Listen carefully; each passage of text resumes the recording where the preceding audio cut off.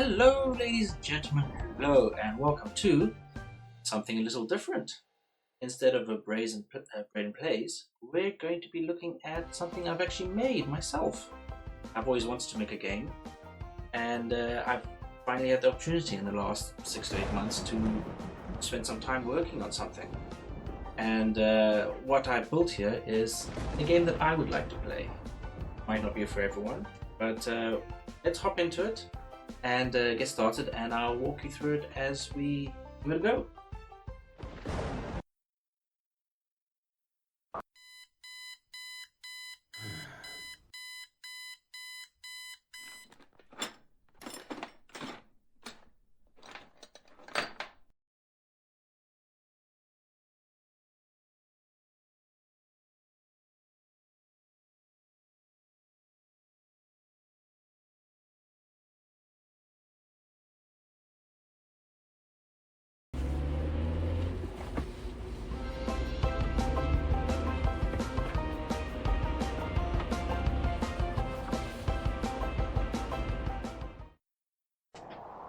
Welcome to When the Mud Came. This is a game I've been building which has been heavily inspired by Powerwash Simulator, Planet Crafter, and the standard gameplay from any sort of incremental game. As you can see, we're strutting around here on muck. The sky is full of dust. It's a dust storm blowing. As you probably saw in the cutscene briefly there's been an event, a mud apocalypse, where a volcano has appeared spewing mud across basically the eastern seaboard. And we're decided we're going to pick up our old rusty power washer and clean the place up. So before we even do that and we get started, just to show you some of the systems in place, right off the bat we have our progress screen here on our tablet, which keeps track of everything that exists in the world that needs to be cleaned. So at our bus stop we've got a bin that's dirty, we've got some tree stumps, etc. We also have an options page here, which for now, given that this is a prototype, the placeholder for movement control is here. It's not rebindable. In the future, when more time gets spent turning this into an actual beta version of the game, there will be an actual options screen where you can adjust things like your mouse sensitivity, field of view, control remapping, all that good stuff. There is the possibility now to adjust your mouse sensitivity and field of view, but that has to be done separately in a settings.ini file, and I have instructions for that on the itch.io page, which is hosting the game currently. Other than that, we can save and quit, and we've got some statistics here about the current state of the world. So let's get back to it, and let's pick up our power washer and see what that gives us. There we have it, our power washer. What picking that up allows us to now do is purchase upgrades, and we've got this upgrade tree here, which is our starter upgrade tree.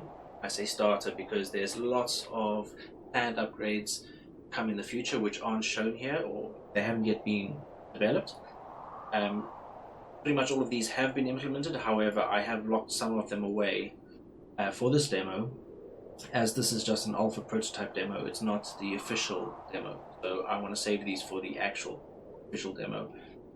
But these all have been implemented, and you can see we've got things like the engine upgrades, Leaky McGee, an improved pump for the washer, the bargain bin leaking electric compressor instead of the hand cranked one you were using before.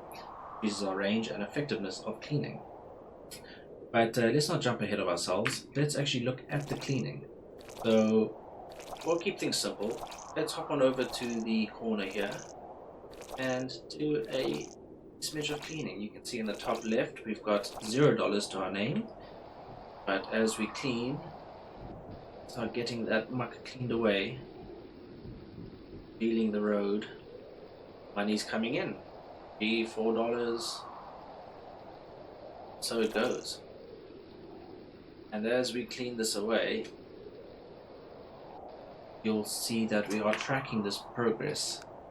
Yeah, on the highway, we're 70% clean on a road segment.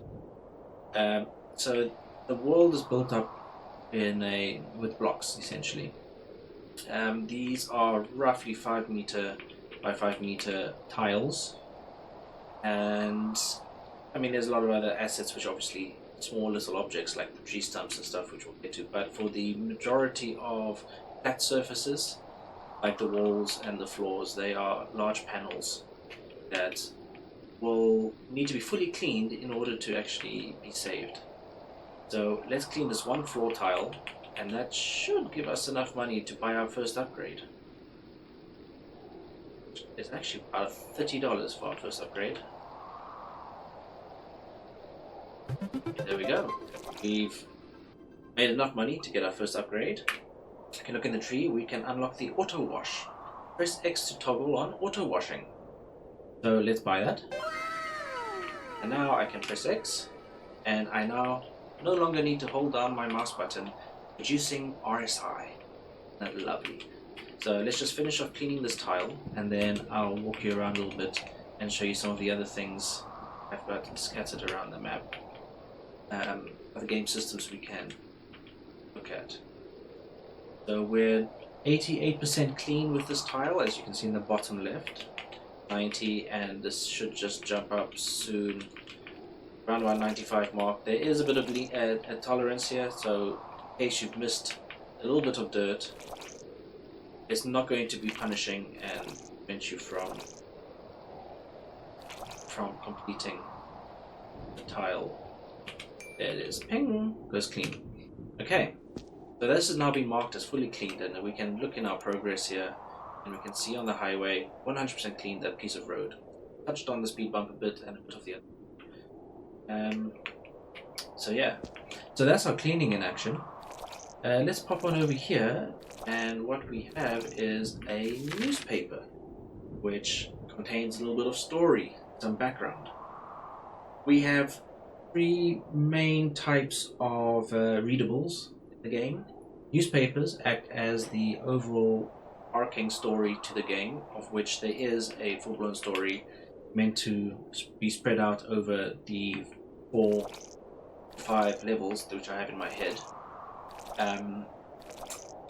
and they will be revealed obviously on location. So we've got the newspapers as the first readable type.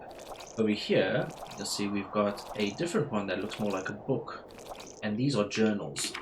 Now journals contain more in-depth story based on the perspective of important characters. This being a journal left here by a scientist evacuating from the site of the mud volcano.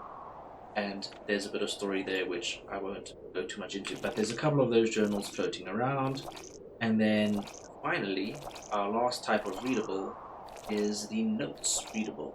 Here's an example of that, where we've got a note, and these are more like world building little story bits.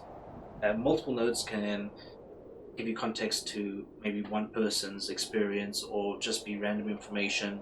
They could contain key codes, that sort of thing. So that's the plan there. Every time you read a note, you will be able to, it will unlock the notes tab, and so you can come back and look at any of these at any time you want. That all being said, something else here that I won't show you, but is included in the game, are secrets. There are 2 secrets in this level specifically. I'm not going to show you where they are or how they work. That's for you to come and find them yourself. But that is also in the game here.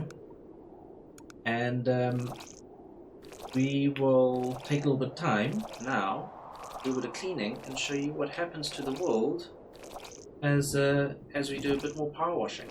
So, be right back. 2 hours later.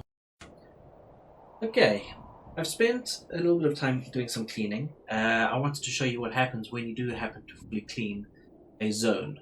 So I've prepared the highway zone. I've got a speed bump left. House is done. And the motel garden is missing a grass patch. I've picked these 2 because they change in different ways. We'll start with the highway. So as you can see, with the cleaning that I've done, the wall percent is now at 32%.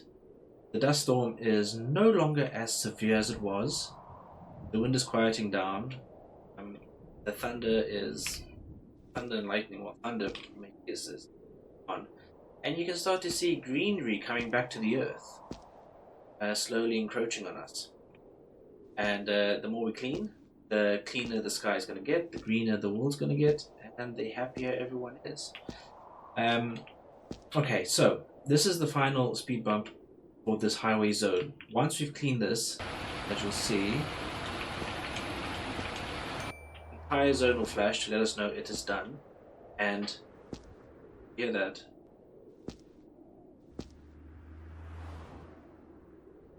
There it is. Sound of a vehicle.